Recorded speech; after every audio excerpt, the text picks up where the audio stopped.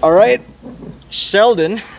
So, welcome. You are the first guest, first episode ever of whatever I'm gonna call this podcast with. And for anyone who doesn't know who you are, what you do, I'd love for you to and like, how would you introduce yourself to somebody who has no idea who you are, what you do, and like, what are you excited for in this Wow, in this episode? I'm very honored to be here. Your first episode. I always like to keep things simple. So for me, the way I'd put it is I'm just an ordinary guy trying to do extraordinary things. Yep. The path I've chosen is in the IT industry, which I believe is something that Yeah. you're I'm going studying to for. Yeah. study for. And so, yeah, that's been my life, software engineering Okay. as a career path. But outside of that, big things part of my life, family, Mhm. friends, and faith. So there's Yeah. the three kind of cornerstones of my life. And so, yeah, when I'm not being a nerd behind a computer, I'm Right. engaging, serving, helping others in the community. And that's what, brings great joy to my heart. Okay. Sweet.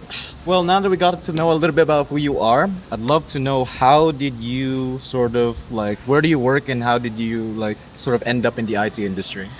Okay. Well, let's maybe start from the beginning going Okay. forward, right? Yeah. Into the present time. So for me, it was quite interesting, right, how my career started. I was actually doing tutoring for a company. This is helping out kids with certain subjects that they either wanted to get better in or their parents wanted them to strive for excellence. I was quite fortunate to be tutoring one fellow that was actually wanting to pursue IT as a career. His father happened to be an MD for one of these partition companies. And yeah, he just put in a word for me. He's like, he told his father, give me my CV. And after doing that, everything just happened, right? I remember going for that first interview, all dressed up as a student, not expecting anything, but expecting, of course, a whole heap of questions. And little to know, it was nothing like that, right? They were like, "You've got the job already. Like, this is the project." They started just telling me about what I needed to do, No way. and I was like, "Well, what's happening here, right?" Like, Yeah. I'm just a student, right? So they just gave you the project in your first meeting with this company. Yeah, pretty much. So, yeah, I was like, "Wow, this is like the biggest thing I'm going to take on, right? Like, you got to kind of give me the ABCs here, But yeah, they fully trusted that I'll be able to get it done, right? And so yeah, I just took it full on. Walked into the company, and yeah, I still remember that first day because I had the manager sitting right beside me. He was just kind of watching me code up things while sitting next to me, not saying anything, just kind of observing. So there was a little bit of pressure on that point. The funny thing is, when it comes to the contractual stuff, he was like, "Oh, yeah, you name your price." I was like, "Dude," it's like, I haven't even thought about this, right? Because I've just been part of another company doing tutoring, and they were doing everything on my behalf. He's like, "Yeah, what do you charge, the students for the tutoring costs?" Yeah, let's start with that, right? So I was like, "Yeah, this is my first job. I don't really care about for this first job, like what the pay was going to be." I was like, "Man, I'm just grateful to have a job, right?" So yeah, I took that on. So that was kind of my first job, and I was dabbling with C#. I still remember it was like a Windows Form app. All on desktop, but it was pretty good. It managed to help one of the support teams there. Yeah. So it was integrated into one of their systems. So plant information coming from them, that data rendering onto a screen, and yeah, it was a fun one. How old were you when you took this job? So there, I was probably my second year of studying, I think about 20, 20? 20, yeah. That was like proper IT projects. So Wow. And before then you were doing like tutoring? yeah, did Yeah. tutoring, and it's, a little bit of extra income, help pay for like university and those kind of things. So that helped me quite a lot, yeah. Were you already in New Zealand by that time? Or were you still in No, so this is back in South Africa, yeah. This Oh, is South Africa. SA, yeah. Got it. So walk me through what sort of like how do you sort of like get into like the industry? How like what was like Was IT always your thing? Was it your main interest growing up? Did you always knew you were gonna be in this industry, or like sort of twists and turns, sort of God has opened up to you, got you to where you are today? Like walk us through, like how did you come about, like get it landing that first job, because that's sort of like the ideal, right? Yeah, I mean, I wish I knew exactly what the 10-year plan would have been, right? But you never really know that up front. So you had it, none of it was planned out.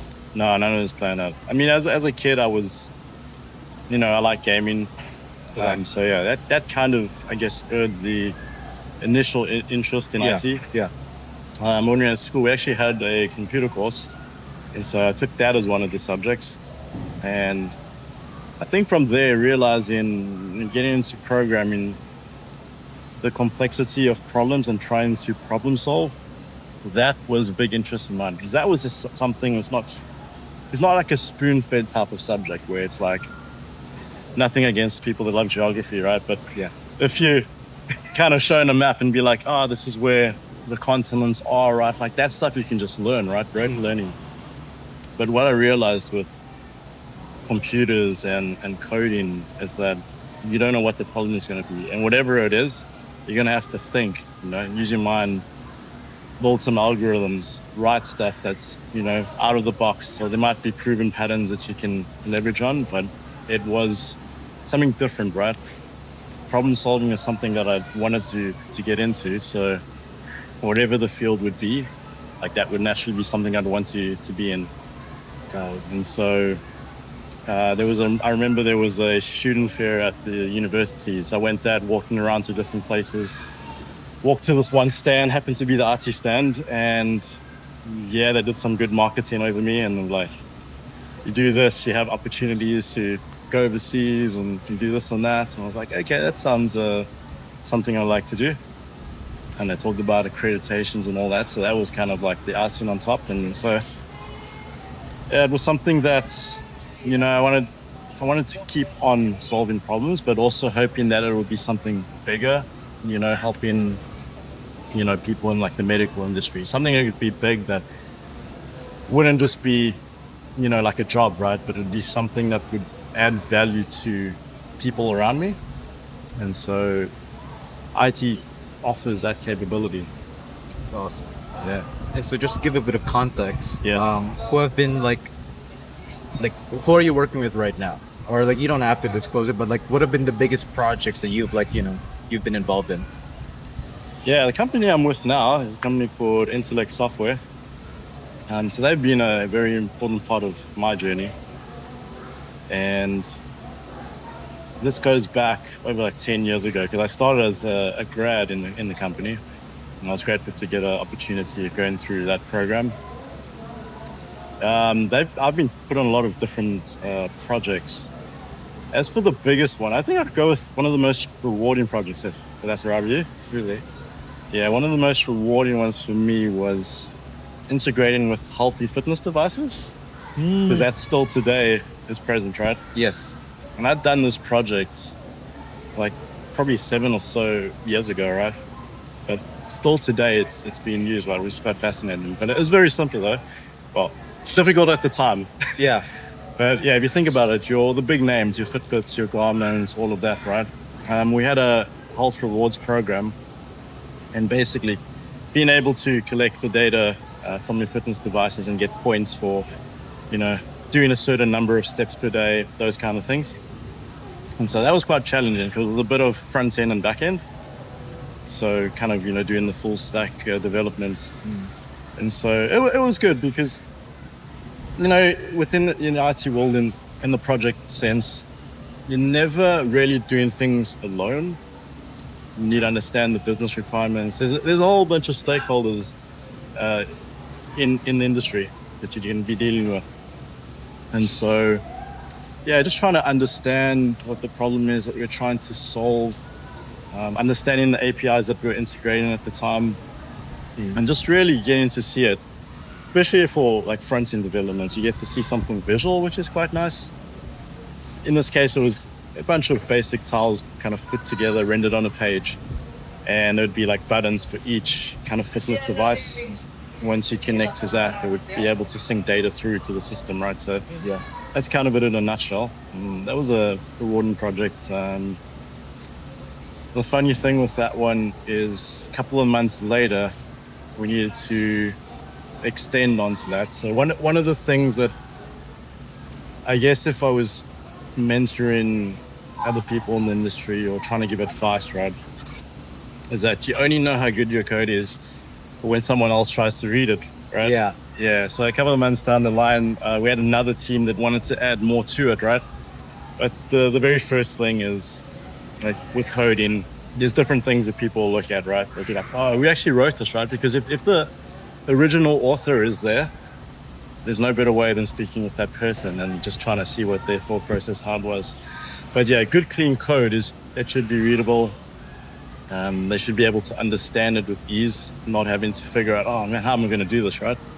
And so, the team reached out to me. I was happy to kind of just walk them through a little bit of, how it works and what they need to do to kind of add on capabilities.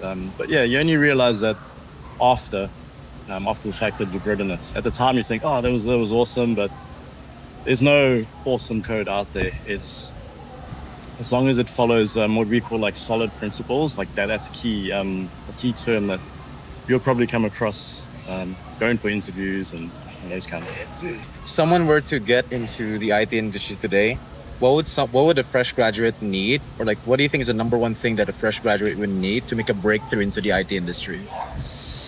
I think grit. Grit? Yeah. Really just in the beginning, that passion, desire, right? If someone really wants to do something, you do it with nothing less than 100%, right? If you're only going to put like 1 foot forward, you're never really going to get anywhere. Especially like young people coming into the industry, you got to be hungry for it, right? And it doesn't always happen like this way, but there will be more experienced people in the company. It's finding someone that could potentially be a mentor, someone that you could have those conversations with, that if you're struggling with someone, just get some ideas, brainstorm, see if you're on the right trajectory, right? The last thing you ever want to do is struggle on something and try in your own power to try and figure it out, right? Because you're not going to get anywhere with that. Being humble enough to accept help is an important skill in the industry. And if you work hard, you eventually get there. But if you become lazy and try to do things, go home early and do this, then yeah, it's your own kind of setback, I guess. Yes. So you mentioned the word grit.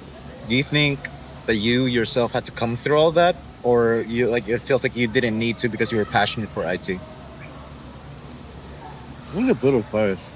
Like when you have a problem, like for me, it's like I'm not going to stop trying to find a solution because I don't want to go to bed knowing that I couldn't solve it, right? But there will be, of course, days where you just can't, right? You need to have that little bit of reset to get back the next day and go back at it, right?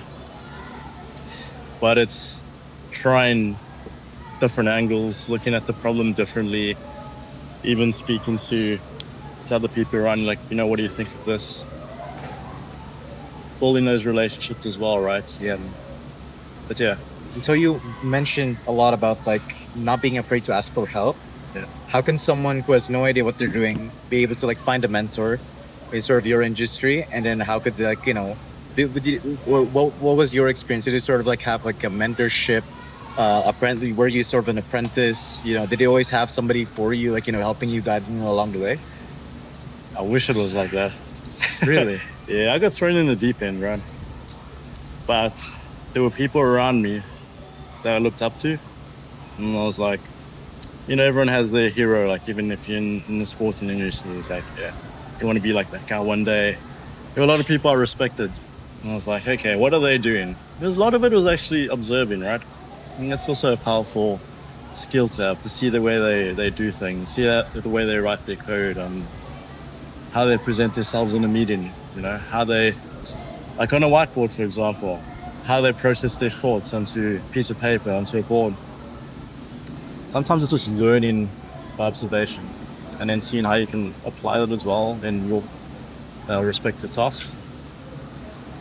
So that was what I never really got assigned like a specific person overlooking. It was never like that. Into an industry, it's just they want delivery. They want it finished yesterday. There's budgets involved. There's a deadline involved. And so you don't really have time. It's expensive to have someone assigned to you be like, how they're doing, right? We did have good things in place at the company though. So like with respect to the culture of the company, right? If the culture is built up really well, you get to see a lot of those fruits develop. And so you want a culture where people want to help regardless of how long you've been in the industry, right? Whether you're a veteran or not, everyone can learn something. So yeah, that's a powerful thing that I've learned. Just mentoring is no one's too old or too young to learn something new. And so we help each other, we learn from each other. Those are important traits in the industry. Knowing that it's never too late, you're never too young to sort of like learn a new skill and sort of get into the industry. What do you think is number one skill that someone looking to make a breakthrough in 2026 that people should learn if they want to pursue a career in IT? 2026. AI has been around for a long time, right? But only now is it becoming more, I guess, mainstream, because it's not just IT professionals that are using it. It's the normal person in their daily life, right? In other industries as well. But I know people ask AI from some of the most ridiculous things, right? Like, what are we going to eat tonight, right? So there's so much power in that. But being cognizant of the fact that we still have our own mind, we still need to think for ourselves, so we don't shift all that thinking to a different system that does it all for us, because that will be the downfall, I guess, of humanity, right? If we're just gonna hand everything to something that we're putting our trust in, right? So we need to be very careful of that. We need to use it in a way that assists our growth and learning, right? So if new people coming in, like if it was me starting, I'd use that to teach me, right? To learn. Like if you don't understand something, you can ask AI, how would you describe this differently? Or you have other examples of this, those kind of things, Yeah. You can even set tutorials up as well. Like set me up a program, a 5-week program of how I can learn this concept and those kind of ideas. You brought up AI and how it'll affect a lot of industries. Yeah. What industry do you think is going to have the biggest radical shift because of the existence and the rapid, growth with AI? It's hard to say because it depends on the adoption of the industry itself. Like medical industry, they've already seen stuff that is out there, right? But from professional health and relying on something without a second point of view, a bit risky. And you're dealing with a life at stake, right? It's not something that we're going to put all our faith and trust in, right? So having that to assist in certain, I've been to doctors where they're Googling right in front of me. I was like, yeah, this is probably not the best place to be in, but yeah. It's definitely a lot of potential there. We can use it right. Health devices. We've already seen with, cryptocurrencies and those kind of things, right? Where our tech can be so powerful. And in daily coding, some companies are still adopting AI because, there's licenses, there's costs, there's information as well, how that's being governed, right? It's not like we want to just put everything there, right? There's company secrets, there's things you have to be careful of, right? don't know exactly which industry is going to be the one that really skyrockets. I think there's definitely potential, maybe even in the retail space, right? I mean, costs of having people can be expensive, but having things with machines, with things that are automated, stuff like that, like potentially will save on costs in that. How should one leverage the use of AI? Should they leverage it as a way to implement AI in other businesses, or use it as a mentor to teach themselves how to like get good at like coding, at getting good at IT, or is it something else? Like, how could one make the most or like leverage AI to set themselves up, especially going to like 2026? Yeah, it depends on the company you're working on, how much are they going to adopt to it, because it can be conversation. You can actually help it guide and understand the whole code base and let guide you in that sense, through agents, through a bunch of other tools. From a learning perspective, understanding, I guess, the core concepts of coding and what it is will definitely help, because the code that is there, if you need to debug or you wanted to add something very specific that maybe couldn't be done as optimal as could have been done with AI, that understanding does help to structure things differently, because if you have that kind of lingo, you can also tell the agents, yeah, I want it to be done like this, right? Yeah. And that comes with time and experience. But it will speeding up or kind of fast track that process of having some foundational sense or foundational concepts.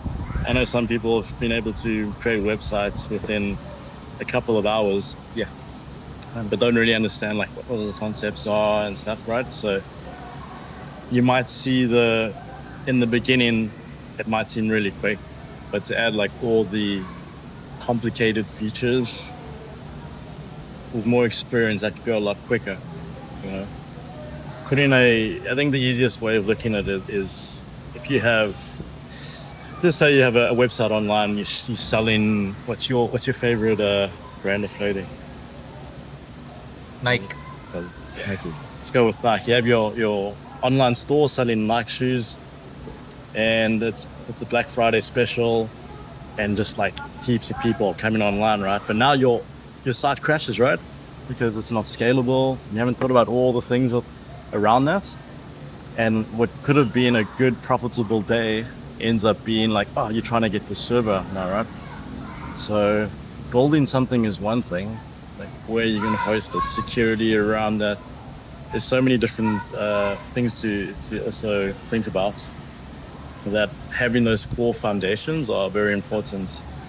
And just relying solely on one thing is not going to give you all those answers if you don't have the right questions to ask. So yeah, that's what I think the time would be well spent. And how long have you been working in the IT industry?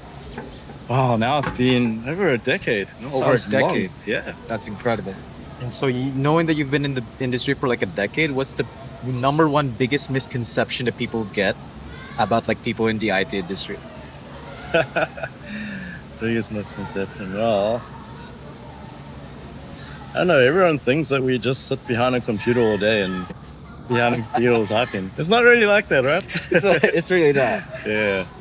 Yeah, we do have fun though. I think the most fun I get is actually not the sitting around when we're just coding, right? It's actually all the stuff around it. So it's the building the relationships within the team, right? Being on the same journey together. I think of it like if you're on a boat, right? You got your whole team on the boat. If you're not steering in sync, right, the boat's just going to go around in circles and you're going to be in the same place, right? I love the journey of being able to go with the team regardless of experience, right? Just going with the team and really bringing each other up to the same point where we can deliver a solution that will be, you know, within budget, on time, most thought out, most efficient solution possible, and just problem solving together. The problem solving part is fun. Brainstorming, breaking things down, breaking the problem into smaller pieces, and just really understanding how we can achieve this, right? The little building blocks. It's kind of like Lego. You're putting it all together, and eventually you get to see the end product. I think those interactions being kind of key for my enjoyment, at least. So you brought up like sort of about how having a team and having everyone sharing the same goal towards like achieving this thing or building things out is so key. Yeah. So like your longevity industry, what have you seen sort of like is the most required, most needed that you've seen for teams to be successful? The important thing is understanding that each person is different. Every single person has different personality, different way of doing things, and each comes with their own experience and exposure. And so being mindful that you're dealing with the person. Some people might not like something, there'll be discussions. The most important thing is never get into an argument where you get nowhere, right? You always want to be reaching some conclusion you can both agree on. So kind of in the beginning, usually what we do is we set up almost like a team charter, right? Here's a team chart in the beginning, kind of sets out, this is the time, these are the core hours that we want to be available for each other, right? So that if someone's in need of help, right? I know that this guy will be available and we can talk to each other. We can go on a call, whether you're in person or it's doing remotely, building up like when you'd have meetings. There will be ad hoc meetings, but of course, setting up front kind of what we're going to do, when we're going to have our scheduled movements. One of the things we do is like team stand-ups, right? So What does that mean? so in the morning, it's supposed to be very short, very concise, to the point meetings. It's basically following part of the Agile manifesto. It's like what we did yesterday, what we're doing today, and if there's any blockage, right? And so if there's any blockers, we can address them there. We'll be like, okay. Because when you're in a meeting, your focus is already, you're not on the keys, right? So we can be like, okay, cool, after this meeting, let's just run through this quickly. Let's make sure that we're not blocked. In IT, you never want to be blocked because that just means nothing gets done, right? You always want to be moving as a team forward.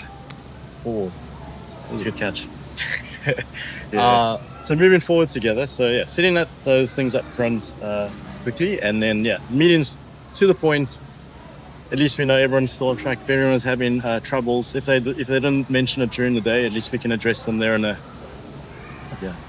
I want to talk about your first project and how when like you were sort of like thrown into the team with having no experience. How were you in that position? How were you able to like provide value or to like sort of contribute to the team as somebody who just got sort of thrown into it with no experience whatsoever? And you were like 20, right? Yeah. Yeah, that's the thing. Because you never really know what it's going to be, that first task. But I do remember the technical architect at the time, Julian, really awesome guy. But I went up to him, I was like, okay, what do you need me to do? Right? And he's like, I've got this thing you need to do. We're going to be working on, you need to log into some Unix server somewhere and you need to build up this.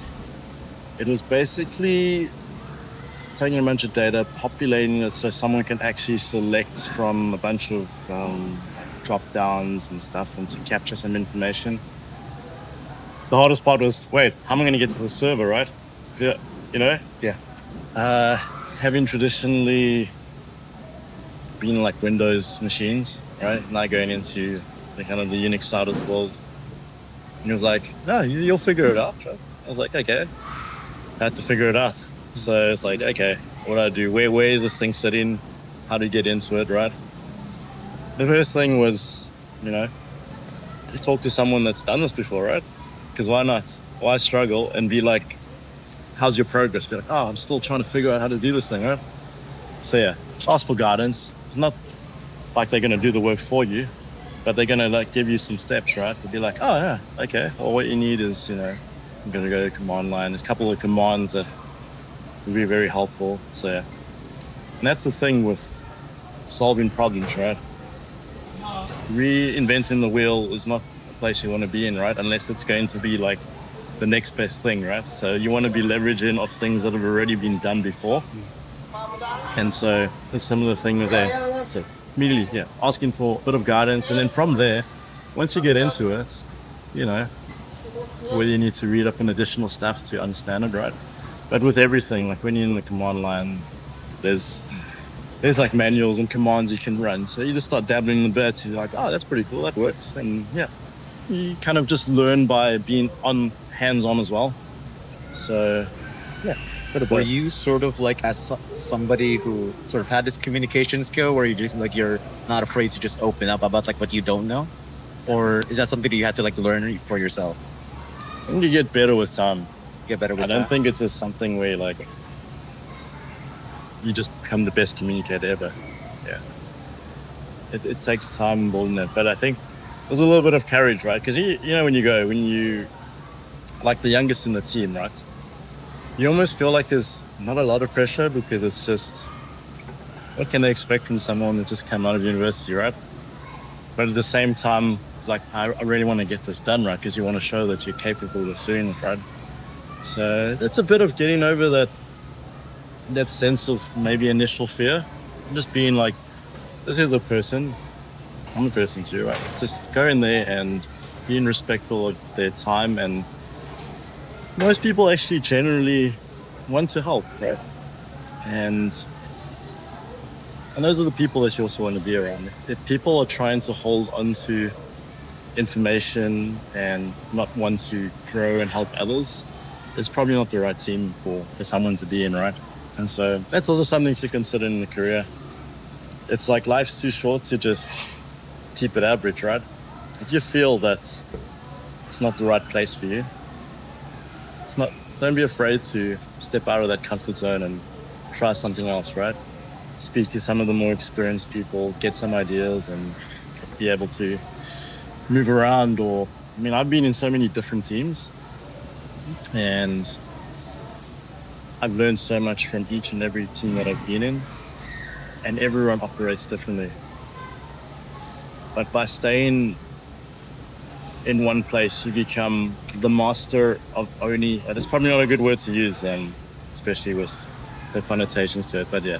You don't want to be the expert in a particular team or kind of subject and not be able to do that anywhere else, right? There's kind of a way of looking at it. You can have 10 years experience in one thing, and that's it. And as soon as that person moves to a different company, different project, they struggle because they've only been doing that one thing, right? So being able to be comfortable with stepping out of the comfort zone and moving out and trying different things is very powerful. You start to see what you actually like, especially when you're starting off as like young people going into the industry. You don't actually know what you like, right? You don't actually know what you want to do, right? You kind of studied for something and you're stepping into something, you're starting somewhere, but you don't actually know if you're going to like that, right? And so the more exposure you get to a bunch of stuff early on can give you a better direction going forward.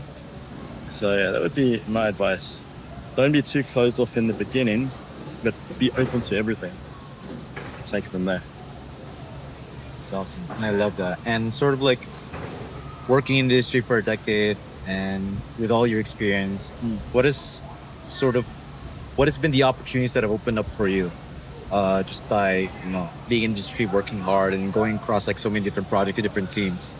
Like, would you consider yourself like financially stable? They have you like had the opportunity to like travel the world, all that stuff, or like what sort of opportunities sort of open up I get you. to you? I never really think of it as, don't think of it as working it for money. I know a lot of people might think of it like that. Because I think if you love what you do, that will just come as you progress through it, right? The opportunities, I've made some really good friendships. I think the most important part of the whole journey that I've been through is the friendships that I've made. Like those that we've kept, and my best mates as well. Like, those are priceless. That's not something that you can't buy a friend, right? Well, unless you're like a billionaire or something. Unless you're Bezos. Like, Exactly. Did you see that when he was at his wedding and he just invited a bunch of celebrities? So Yeah, no, the next generation, right? yeah. yeah, inviting, it'll be like robots everywhere, right? Serving you food and yeah. Yeah. But yeah, yeah, the relationship building, I feel like the friendships I've made and the experiences, even if you're having a lunch together or even if it's after work, right? Like that stuff, those conversations, like those are so powerful. I feel like they're more meaningful than the work, right? The work's kind of an enabler and you want to do the best possible to, you know, get things working, get a solution and really see that in action, see that being used, you know, like that's amazing. Like it's such an amazing feeling where you've built something, you actually see people using it. It's awesome. But yeah, the opportunities, I've had a few where I've been able to do like remote work for other countries. Like that's pretty cool, right? You're dealing with different time zones, different challenges, right? I think that's what you can get. It's not always like that with IT, but there are opportunities like that can happen. And in different, IT is like this big umbrella term, right? So there could be other analysts in the business. If you're in the business side, like they're more prone to be able to travel. Most of the guys on the keys and doing the code probably not going to do too much traveling unless you're kind of contracting and going around and doing your own thing, right? Some people do that. What about yourself? Are you like, That would be an awesome dream, right? Go around and coding as long as you have connected to the internet, you sort of, right? yeah. Yeah. It's a possibility maybe one day, you see. But I think if you're in this industry that you like, then, and you've got good relationships and there's nothing needed to change yet, then I feel like, yeah, if you're still growing well, Yeah. and the challenges are still there, you know, stay in that season, you know, get to a point where it's like, okay, you review it and be like, okay, is there something more now or is it, you happy? Yeah. Because you never want to just be in the same place where you're not growing. And growing is not like just personal growth, right? If you're growing other people as well, that's growth. If you can't teach something that you've learned, it means you don't know it well enough as well. So, yeah, being able to keep those options open is important, but never to just go rushing to move to something else, right? Because I've always been loyal to the companies that I'm at, right? And even through, if you're going onto a difficult project, right, that's actually the best time to step up. That's where the challenge is. It's where you get to the next level by pushing a little bit harder, you know, learning new things. Yeah. So, Got it. So you brought up like, you know, the most important thing was like your friendships and sort of like you brought up like throughout the conversation, you brought up like having the right people around you, having the right teams, working with the right people and like, you know, having these friendships. yeah. Like sort of why has sort of like been relationships sort of like been the key thing like so important to you? Key themes. Most times, I mean, we're always working in some form of team. So naturally, you're gonna have to interact at some point or another, right? Yeah. Whether it's via, a lot of companies have things like Slack and Teams and those kind of communication tools. But there's nothing better than being in the presence of the person there, like face to face, like what we're doing now, right? Yeah. I mean, if we did this remotely, I don't think it would be, you know, as, I guess, fulfilling than it would be remotely, right? Yeah. I mean, we're feeling like the fresh Yeah. warmth air over here, Yeah. The great view. natural setting and beautiful blue skies. So, I mean, there's nothing better than, yeah, in-person interactions, right? Yeah, I'll answer your question. Yeah, I guess what sort of want to touch on is what have you seen has been like the biggest challenge that most people face when it comes to like forming deep relationships with people, or like just opening up themselves. Yeah. Really, It's not easy. were you always like growing up as like somebody who's so extroverted and like open to it, or as somebody that's a bit more like, you know, introverted and like, you know, someone who keeps to themselves? more in the ambivert line, Really? where Really? I actually don't mind like talking to people and having this conversation, especially if I'm passionate about a Yeah. particular topic. But I also like my alone time where it's just like, okay, just want to like read a book or something and just, Yes. Just relax, where there's no people, there's no interference. Just listen to music, right? Just keep it simple. Yeah. I think the biggest challenge that I've seen when it comes to like communication is people don't do it often enough, right? So I find it awkward. So when you have a piece of work, you don't want to be distracted. It's because you're in that zone. And so it comes down to just really having that heart to, because when you're helping someone, you're also growing, right? But it shouldn't be trying to help someone to grow, right? It should be helping because you want to help, right? So usually, and I don't think this is the best way of doing something, right? But I'll stop doing whatever I'm doing, go help them, and come back to my work later, right? But at the expense of my own time. So there's a little bit of a trade-off, right? So they don't know that, right? I'll just go, even if I worked a little bit over, right? But I'd help everyone still get to my task and still do my task, right? So I think that's important. I think it's just the more that people see that you're actually there, like out of the goodness, not trying to put them on like the wrong path or something, but just you want to see them succeed, right? Everyone that's there, I want to see them succeed, right? I think that's the key. It's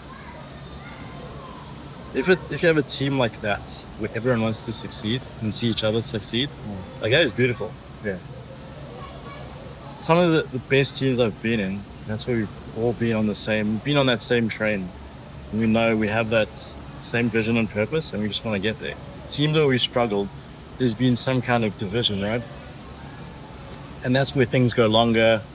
That's where efficiency it's not really there. And that's where you need to work a little bit harder and really forming those relationships. But a lot of it's all just relationships. And that's the thing that you probably don't see. Everyone thinks IT is just technical all the time. It's technical, all this jargon and stuff.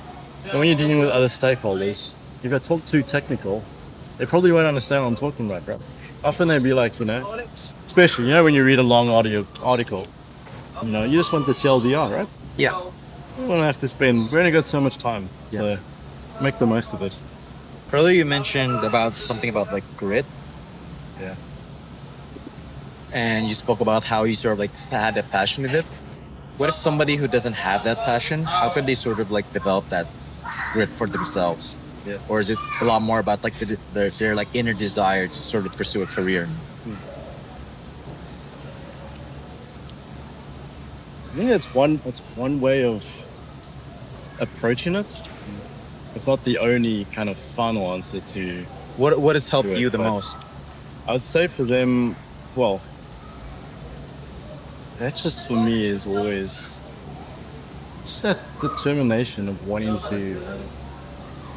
to serve others better, right? To be able to give my best at something, and I mean to answer that question, like what could someone do to get that trait or attribute, right? Like they might have other attributes that are just as important, right? So you don't want to take that away from them. But it really depends on the person and kind of the area that they might be struggling or whatever weakness it is, right? But at least have some form of interest in what they're doing, right? With a lack of interest in anything, not just work, right? Like it's going to be so difficult to do, right? Yeah. It's going to be so difficult to force yourself to even do like a hobby, right? If you don't lack any sort of interest, that just becomes difficult, right? I think maybe to put it easier, it's just try and find something that you like in it, right? There's got to be something. IT is so vast, right? It could be security, for example. It could be cloud. It could be DevOps. It could be purely just on the code, It could be as an analyst. It could be as, who knows, right? There's so many different areas that you could be working, right? Some people just want to focus on like databases or whatever it could be. Right? So yeah, find something that interests you, and there's always going to be something. As long as there's a little bit of interest, it will keep you there. Yeah, because I feel like if you're doing something that you like, you'd want to like just do it, keep on doing it, right? Yeah. Because I feel like if you do find something that you're good at, you just want to keep on doing it, because that sort of reward system gives you the sort of signal to just keep on going. Yeah. Like you know how about like artists sort of lose sleep over completing their work, or like sculptors who forget to eat just because they want to like finish what they started. Yeah. That's why, like, I want to ask you, how important is it for you to sort of like open your mind into things that you don't, to things that like you're not good at, or some things that you haven't tried? Because a lot of people like want to stay in their comfort zone, and a lot of people don't want to like open themselves up to new opportunities. How could someone sort of like have an open mind to it, or how could somebody like approach it, right? Especially if it's something they've never done before. Yeah. Right. Because we always think if we try something we never done before, we're gonna suck at it. Yeah. Right? And that's what makes us hesitate to try new things. No. Yeah. Well, the one thing I never want to do is change someone to be like me or someone else, right? Because I don't think that's fair to them, right? So, how do you get someone to do something that they don't want to do or have never done, right? You just invite them. We're gonna go do something, or we're gonna do this, and once they're there, it's like they're not gonna just like hop onto a train and cheers, I'm going right. They're there already, right? Yeah. Give you a good example. We had a company kayaking events. We didn't actually tell them exactly what it was going to be, right? We just said, come dress for the water, right? Because it's going to be a water activity, right? This one guy, he doesn't know how to swim, right? So there's already a risk, right? You're going into an ocean. He's never done any swimming in his life, right? Scared of water, but he managed to be able to kayak, and he today can say, hey, I braved the waters, I came out unscathed, and he managed to do it, right? That was out of his comfort zone, right? Once he was there and he saw everyone getting into it, into the boats, into the kayak, it was like, we're all in here, what are you gonna do, right?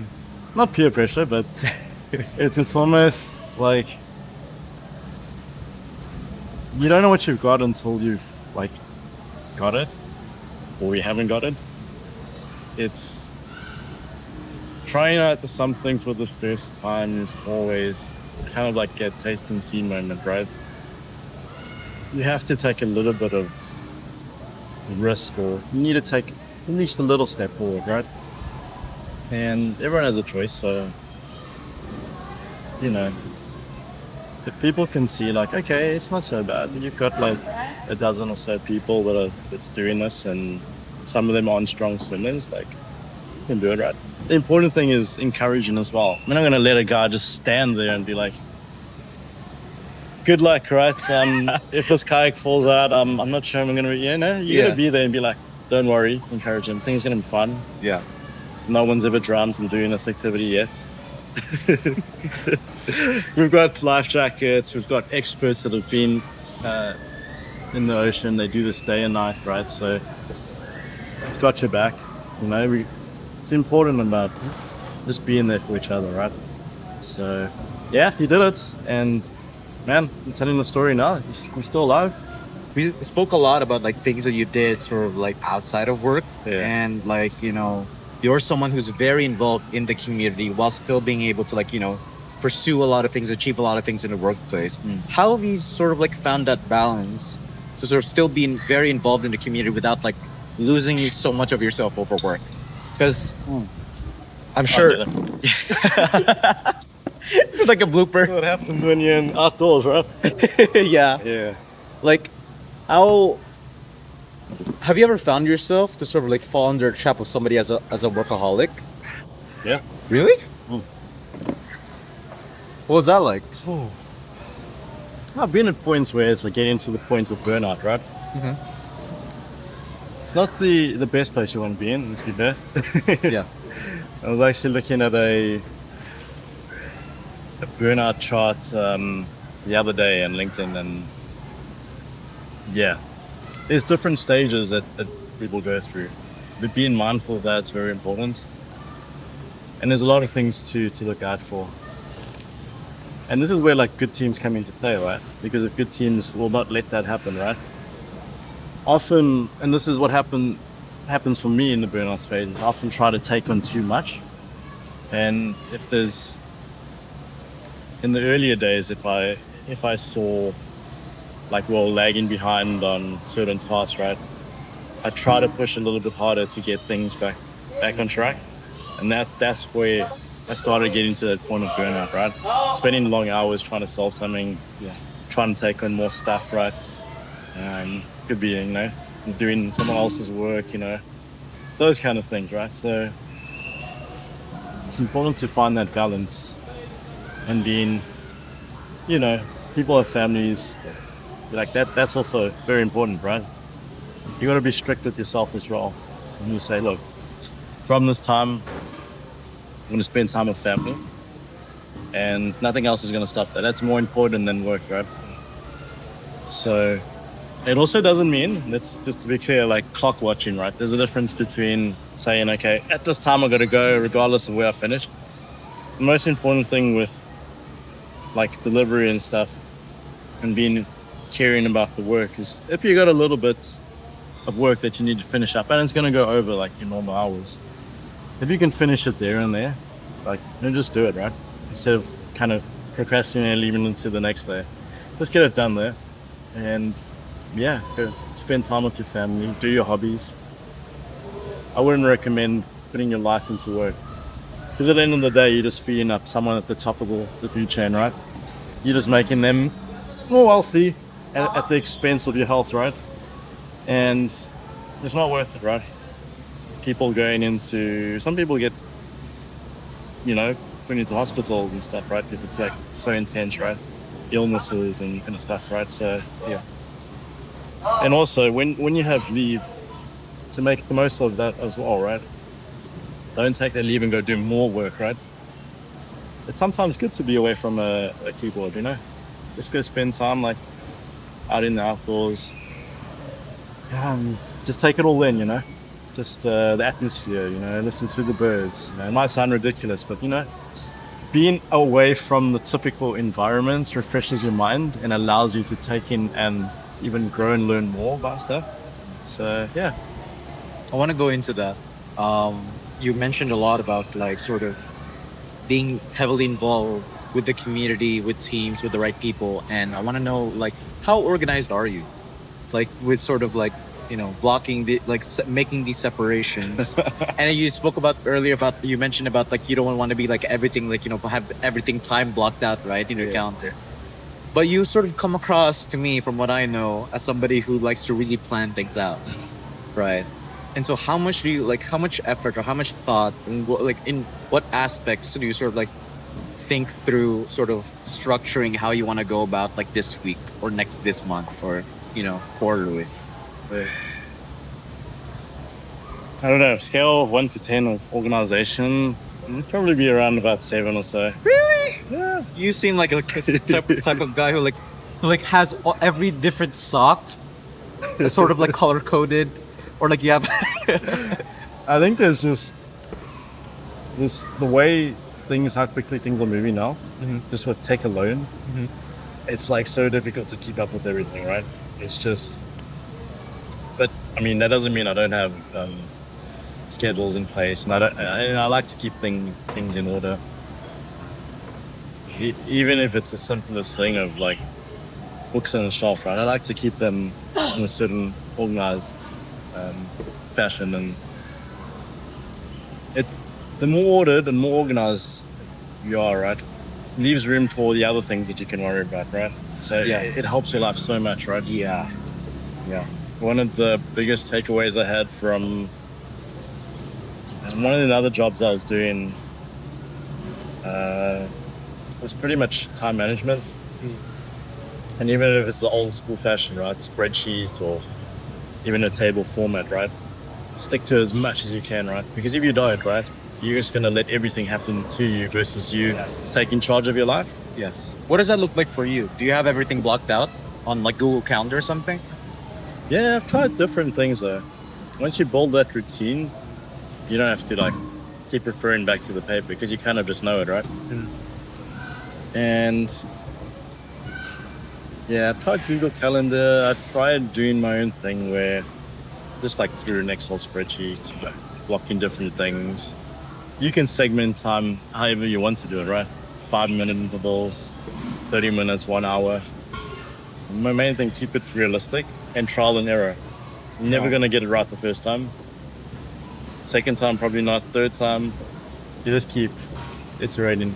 Yeah. Keep going back, refining it. And eventually you'll get something that works for you.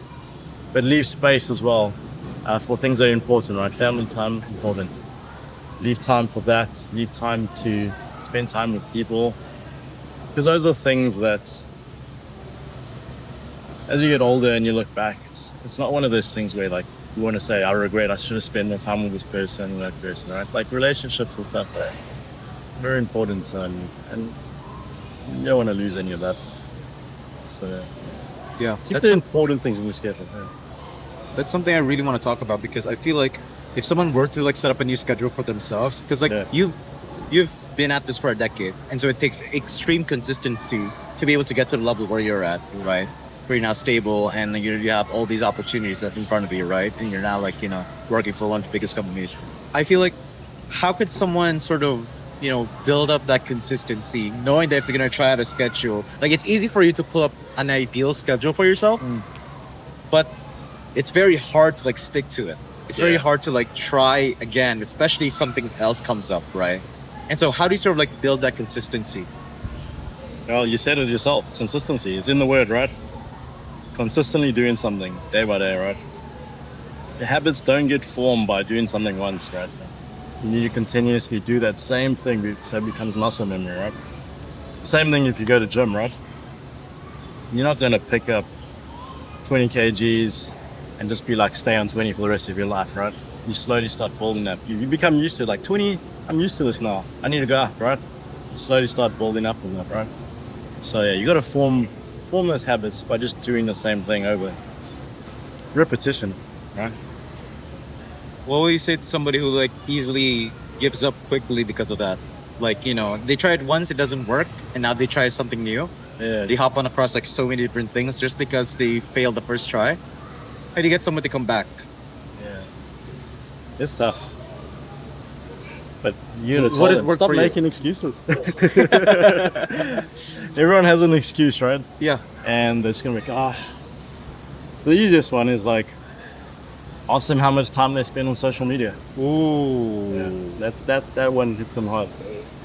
If you do a time assessment, you'll realize the things that you that anyone puts time towards, right? That's what they probably like most.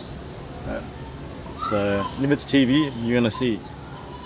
If you do an audit on that one, it'll be like whatever, 2 hours on TV. So yeah, where people want to strive to be successful, and they'll put the time into it, and nothing's easy, right? It's gonna take hard work, and building up to that, it just takes practice. Got it. I want to talk about routines. Yeah. What has been the routines that is like sort of like? Do you have like a morning routine? Do you have like some sort of like ritual that you do that's worked for you so well?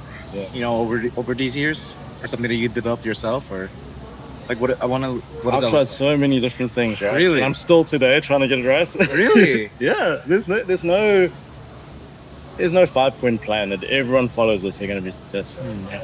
Each person has their own way of Do you think doing your things, right? routine changes as you're in a different season of life? Do you think routines are seasonal?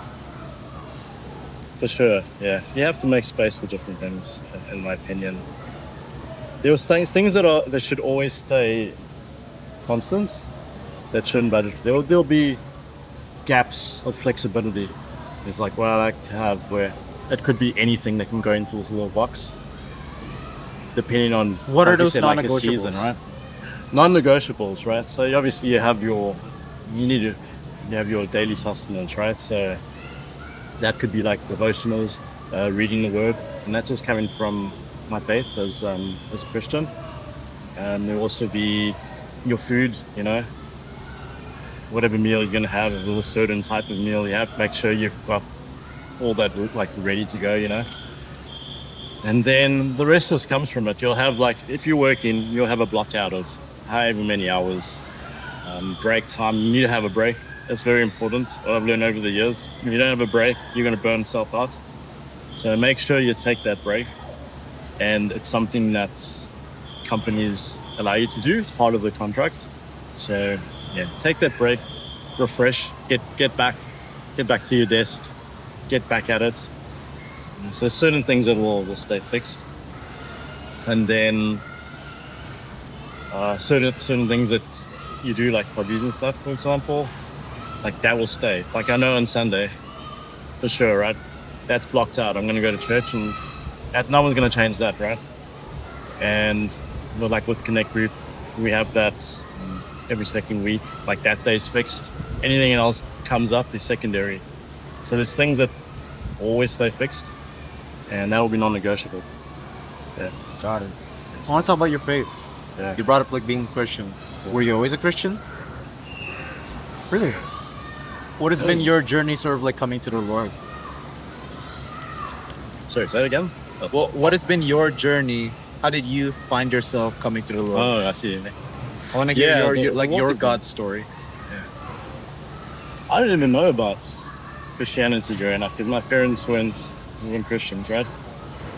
So it's not something we talked about. It's not something that was present even in the schools that we went to, right?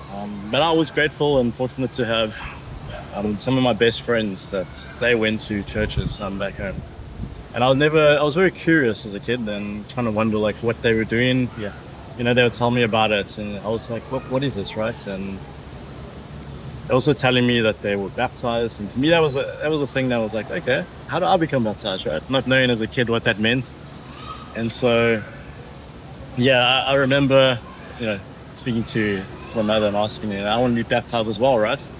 So she was like, the best way to have all my questions answered was to speak to someone that knows this, right? So yeah, she organized a meeting with a priest quite close to where we stay.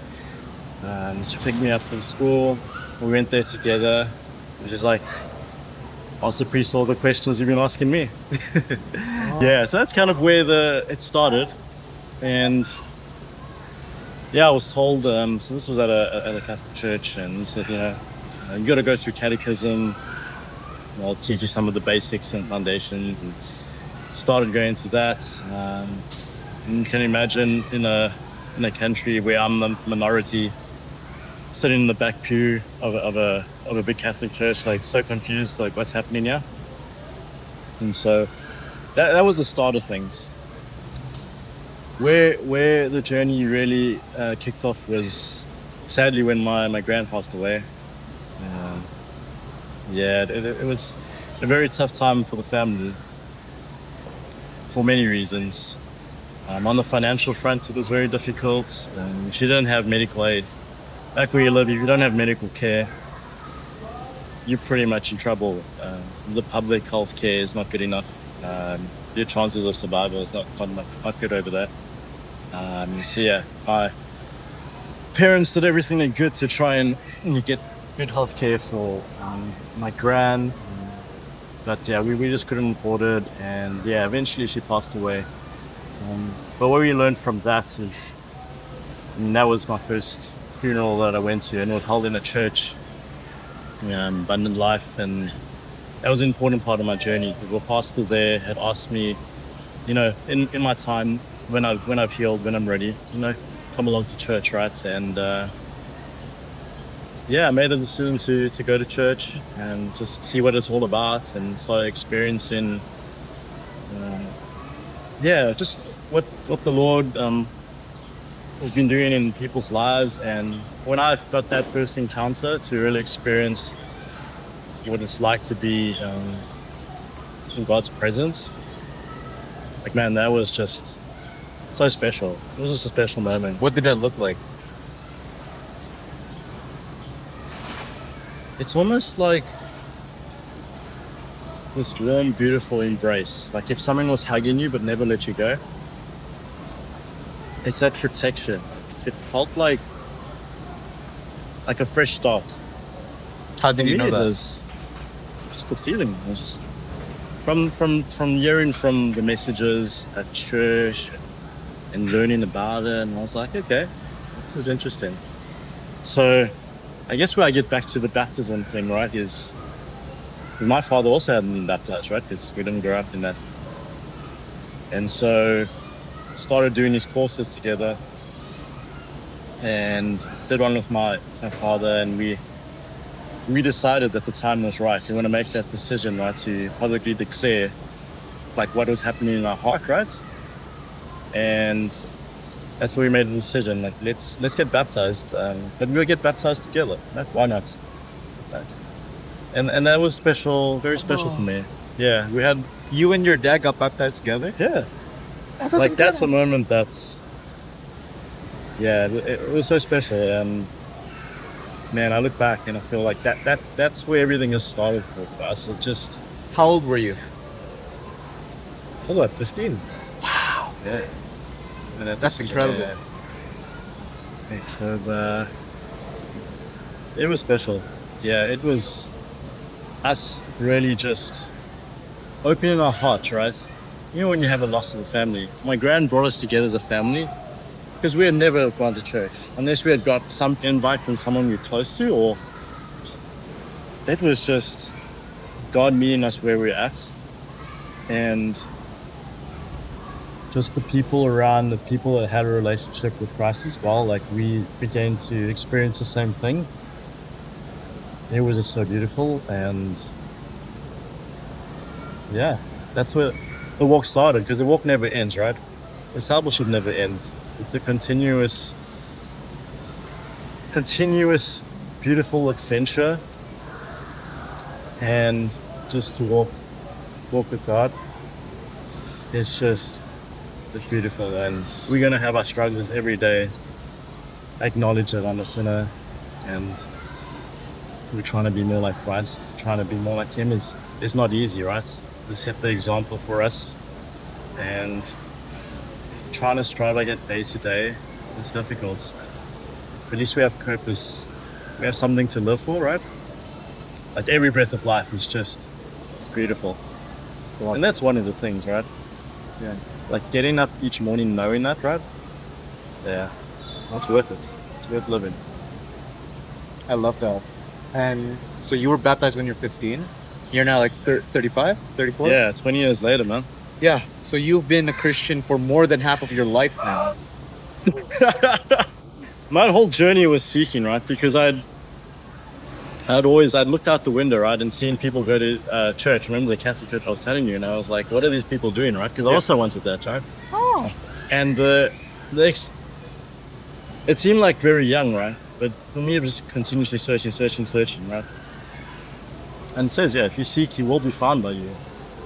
And I didn't know. You might get a verse, but you might not know at the time what it all meant, right? And I look back after, and I was like, I get it now, right? Back then, I didn't get it. And so, Walk me through some sort of like, ever since you were baptized, some of the pivotal moments where you see there was like divine intervention. The sort of the Lord has like worked through you and then like made this possible. oh man. So when my grand passed away, the financial burden was bad. Because, like I said, my dad did everything to try and pay for those bills. And he was getting summons. I'm not sure if you're familiar with that. It would be like, we would get messages in the post. You have to pay this by a certain date or else, right? Oh. So, yeah, I'd seen some of that as a kid, and I was like, man. Yeah, my dad was struggling, and but this is where the Lord provided. Because after all this, right? Like even going to university, I managed to get a bursary, and that trimmed down a lot of the cost, right? And this is all that the Lord provided, right? There's nothing that we did, right? That helped take away from having my father to pay for these fees and stuff, right? Because university is expensive, they made the worry say. And then after that, yeah, just continued to do well. I was blessed, I guess, academically to thrive in that kind of area, and so that together with the tutoring that I mentioned, I was able to pay for like the textbooks and get all that stuff sorted out. And then the university themselves, they were giving me bursaries to pay off any of the fees involved, and that final year was pretty much free. What? Yeah, final year was free. I did my whole honors year in IT that has led me to where I am now, all free. That's crazy. Yeah, so that was crazy. That was just the financial like blessing that we received as family, and it's not always financial, right? I think the journey in the people that I met, that was a blessing in itself. Yeah, being in the right circles, with the right friends, staying out of trouble, like all those kind of things, like that was important. And I think if I wasn't on that path, you know, I might have been in the wrong things, doing the wrong things, because there's so many things happening in society, and you see it all the time, and even with alcohol, drinking, staying out of that stuff. I think that was key. Choosing those circles wisely, building up that wisdom, those are important parts, and that wouldn't have been done if I didn't have that focus of wanting to be more like Christ, understanding the faith, so that was important. I love that. Yeah. And I want to talk about this year. Yeah. What has sort of been the biggest things that you've seen, sort of like the Lord work through you this year? No, man, there's so many. Wow, where do I even start, right? I think the biggest one is, bringing Jesse into my life, right? Like that. There's no words to describe it. It's For anyone who doesn't know, to the camera. right. Long story short, it's been a. People always talk about finding the one, and the one. There was only one person I was going to get on one knee for, right? And I needed to be sure. You're getting married? That's incredible. So, I met this beautiful woman who has such a beautiful heart and love for God that, man, that in itself has been like a big, massive blessing in my life. Like I just overwhelmed with so much joy. And I mean, if you told me like 15 years ago that I'd have to wait this long to meet someone that I felt like, this is it, right? Like, if you had told me she'd be the one, I would have said yes 1,000 times over back then, right? Like, I've just seen how we've been. What do you mean by that? Aligned. So it's almost like you go searching for something, but you never find it. But when God and His timing, and His perfect timing, brings the one to you, you just know it, right? It's almost like there's no need for a whole bunch of criteria, right? I just felt so strongly. I could tell, like, I always look for that inner beauty because that's the important thing to me, right? Like, where is the heart at, right? And with her, it was easy. I could see her heart, could see what she loved, what was important in her life, her faith and the family. That is beautiful to me. And I didn't have like a 10-point criteria. Like that. Did you was have a enough criteria for me. going into it initially? I mean, you want someone that will take. If you had a family, like, would they take good care of it if something happened to me? Like, like how they view life as well. Just their opinions and views on the big topics and those kind of things. Like those are important, right? So those are very important. Like their views on certain topics, right? So to make sure that you're aligned, right? To be kind of that equally yoked kind of sense, right? If two people on opposite ends of the spectrum, there's all these sayings like opposites attract and this and that, right? But those are things that doesn't make a successful like relationship, right? So for us, it's that sense of two's better than one, yeah. But when there's three come together, so with the Lord in as the center of this all, us being kind of like a triangle, right? Where both of us are on this journey in our own respective journeys, and now we're going together towards Christ. Like that is beautiful, and I felt like from the very beginning with Jazza, that's what I found, right? And that's been major. On the How do you go about, personal like- side of things, there's been other blessings in work as well. Yeah. And other areas. Yeah. How did you go about like sort of attracting somebody who shares the same sort of deep faith with the Lord as you do? Is that something that you feel like you built yourself up to be a type of person that could attract that, or do you think it's something that's the Lord sort of like worked through you? I believe it's all from the Lord. Holy Spirit inside of us Really? is working us. It doesn't just happen. Like if I'm going to sit on a couch, I'm not going to be able to be a better person, right? Yeah. If I want to be the best version of myself, to be the man that God wants me to be, it's how it is, right? You're like the best basketball players in the world, the best football players in the world. They didn't just sit there and they became great, right? Yeah. They were out there in the fields, they're on the courts, right? Putting in the hours, that extra 1 hour that the other guys didn't put in, those guys were doing it, right? It's the same with that in any form. Work, faith, any area that you really care about, you put your time and effort into it, right? So I know that you want to be doing, you have some fitness goals in the upcoming year. Yeah. Like all I can say is care about it. A lot of people, that's what they say, gym contracts are the best to get in Jan because there's good specials in the beginning of the year. But from Feb onwards, everyone falls out, right? Yeah, don't be that guy. Be the guy that says you stick to that goal and you're going to stick to that plan. You're going to keep going until you've reached that goal, right? If you give up, you only done an injustice to yourself, right? But, just push yourself, man. We weren't born to be average here, right? You've seen all the miracles. You've heard about all the miracles. Like, there's more. There's more in this life. We're more than able than just sitting on the couch. Yeah. If you were to go back and to speak to like 18-year-old Sheldon, based on everything you know right now, what would you tell him? Yeah. It is a serious young Sheldon. You go ask. It'd be cool if I was smart as him.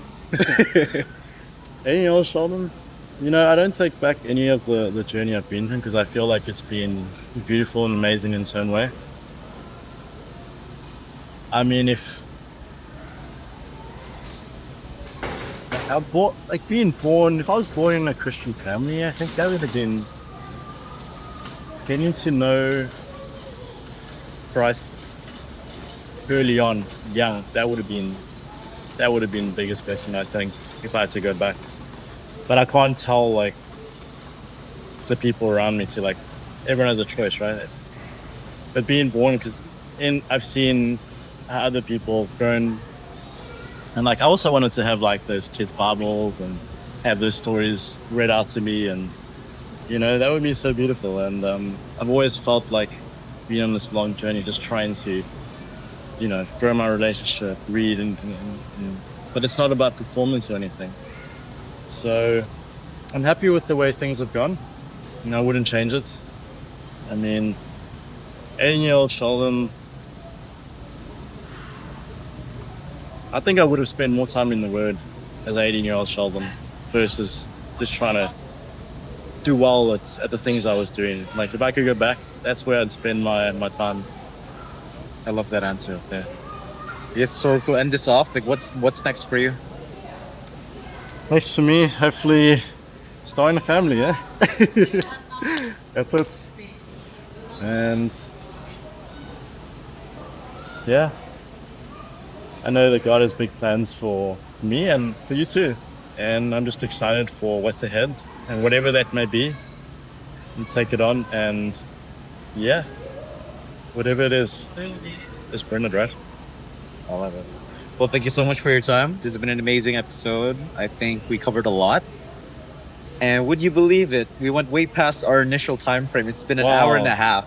Uh, And it's you know about to what? turn 4 o'clock. I was going to say, I'm so honored to be on the first podcast, but at the same time, like getting to know you as a person, Oh, really? your curiosity, your mindset, the questions you've asked, just in general conversation of getting to know you. And I think you have it's a unique gift with how you interact with people. And I think don't ever forget that.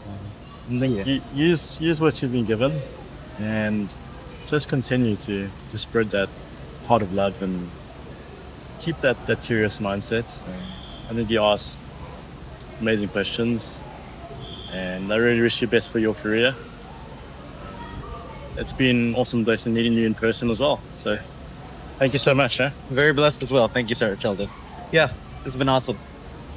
Thanks for watching.